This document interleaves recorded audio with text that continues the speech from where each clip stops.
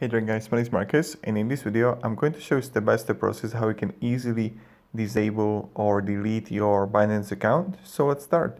The first thing you want to do is just be simple on Binance and then go to top left and click on your account, and then what you want to do is just simply scroll down below and then go to security and scroll down below and you're going to see disable account. And now disabling your account will cause the following.